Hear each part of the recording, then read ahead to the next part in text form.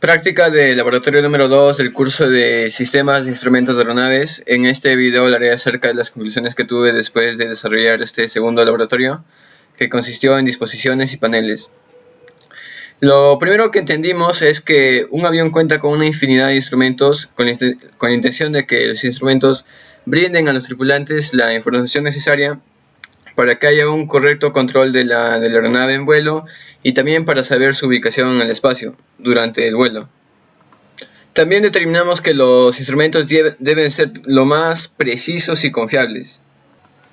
También que deben de ser ligeros de peso y también lo más pequeños posibles.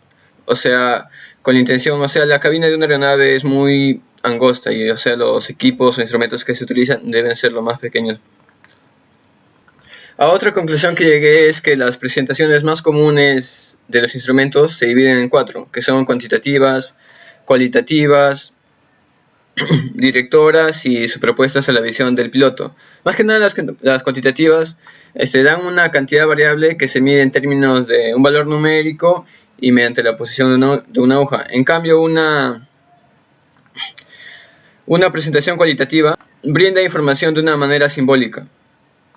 También existe lo que se llama la presentación digital. Más que nada presenta información de una forma alfanumérica. Y también hay lo que se llama la presentación directora, más se va ligada a los datos de navegación y la posición de la aeronave en vuelo. A lo que se llama una presentación superpuesta a la visión del piloto es lo que actualmente se conoce como el HUC, que es un cristal donde se presenta mucha información. Ya que, como sabemos, durante la aproximación o durante el aterrizaje, el piloto tiene que estar mirando los instrumentos y mirando el horizonte. Y en ese proceso de mirar el horizonte y los instrumentos, el piloto pierde mucho tiempo y genera una especie de cansancio o fatiga y a veces demasiado estrés. Es por eso que a lo que se llama HUC es como un cristal superpuesto donde el piloto mira el horizonte y a la vez está viendo algunos datos precisos y muy importantes para la performance de la aeronave.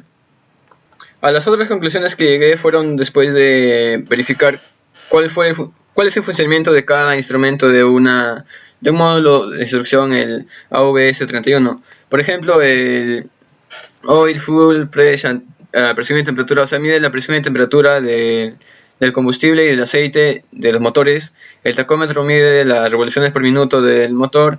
El airspeed, la velocidad relativa de la aeronave respecto al viento en el que se mueve. El throttle back, más que nada mide el alabeo y qué tan equilibrado está la aeronave. En cambio, un giro horizontal mira o nos dice la orientación longitudinal y transversal de la aeronave. Más que nada cuando está aterrizando, el giro horizontal nos muestra el norte, el sur, oeste, oeste, el rumbo del este. La aeronave, el altímetro, a la altura de la aeronave, al nivel del mar. Vertical speed, qué tan rápido está ascendiendo o descendiendo la aeronave. Mis conclusiones más resaltantes están ligadas a las presentaciones cuantitativas, las que mayormente se miden con un reloj, porque es la forma más fácil de presentar una información cuantitativa. Por eso en este tipo de presentaciones es muy importante el número de graduaciones o marcas, como se dice. Con el fin de obtener unas interpretaciones rápidas y exactas al momento de que la tripulación lea el instrumento. Pero si es que las escalas están divididas en muy pocas graduaciones, puede perderse información vital, y producirse errores de lectura. Porque son escalas muy grandes y no son tan precisas. La información que nos brindan sería un poco innecesaria y un poco difícil de leer. En cambio, si hay demasiadas escalas, se malgasta el tiempo, puesto que la velocidad de lectura disminuye. Puesto que aumentan el número de graduaciones, tendría que estar mirando fijamente el instrumento para ver la información precisa que nos va a dar. Y este tipo de instrumentos tienen que adecuarse a la expectativa visual del observador, quien lo observa, ya sea el piloto o la tripulación. Y cuando tengamos, mediciones de velocidad o altitud o revoluciones por minuto, las escalas son muy grandes. La medición es muy grande.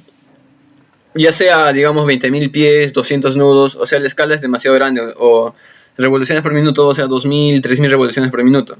Por eso, si es que se le presentan el instrumento en un tipo de reloj, el número de graduaciones sería muy alta y su separación sería demasiado pequeña, y a veces se invierten los papeles.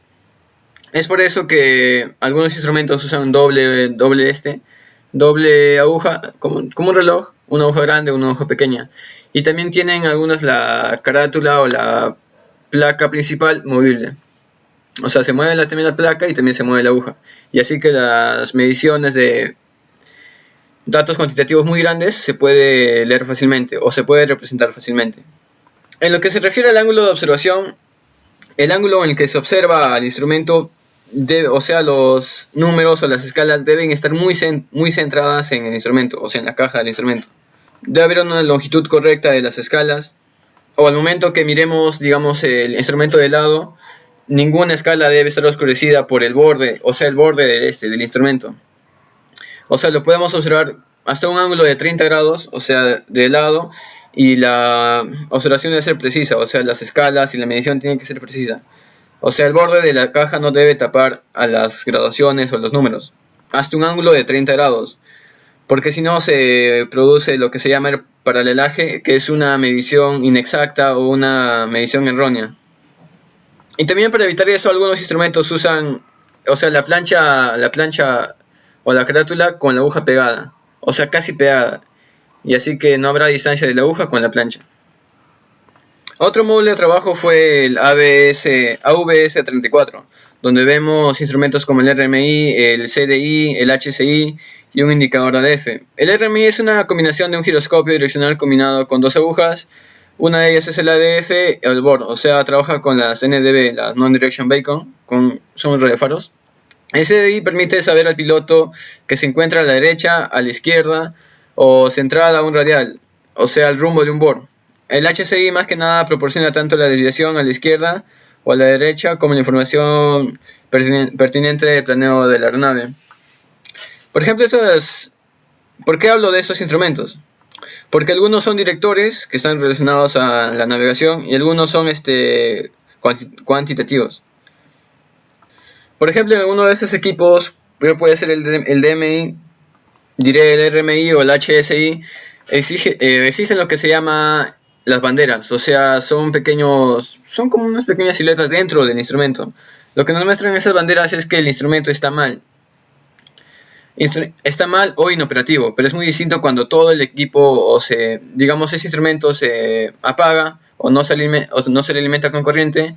Todas las mediciones estarán con banderas, pero cuando se prende, las banderas estarán bajas. O sea, la bandera cuando se apaga, las banderas aparecen, y cuando se prende el instrumento, todas las banderas tienen que desaparecer, o sea, no estar dentro del instrumento, dentro de la pantalla del instrumento. Pero si alguna bandera se sigue manteniendo una vez que el equipo está prendido, quiere decir que algo está mal o alguna medición está inoperativa. Más que nada, este módulo es relacionado a la medición de cantidad de combustible. Estos instrumentos los dos son cuantitativos. Este mide la cantidad de combustible por cada tanque, ya sea izquierdo, derecho o principal. Y este es un totalizador, o sea que mide la cantidad de combustible, la sumatoria del tanque 1, 2 y 3. Los dos son cuantitativos, y lo que más me importa resaltar es acá el código de colores, o sea, el rojo, el verde y el amarillo. El rojo es crítico, digamos, cuando ya se está acabando el combustible. El verde es cuando está en un buen estado, o sea, el nivel de combustible es alto. Más que nada, el uso de colores en las presentaciones puede añadir mucho a sus valores, como, digamos, es un medio más para indicar situaciones específicas en la operación de los sistemas, o como ayuda para hacer una evaluación rápida de las condiciones predominantes cuando se examinan los instrumentos. Más que nada, este código de colores están relacionados a la velocidad, ya sea, digamos, la velocidad en la que se deben accionar los flaps o los alerones o los slats. Eso ya depende. Acá vemos, por ejemplo, en el airspeed, códigos blancos, verdes, amarillos. Cada uno es blanco es donde se puede accionar los flaps, verde la operación correcta o la velocidad con la que debería volar, y el amarillo es cuando ya la velocidad se está sobrepasando.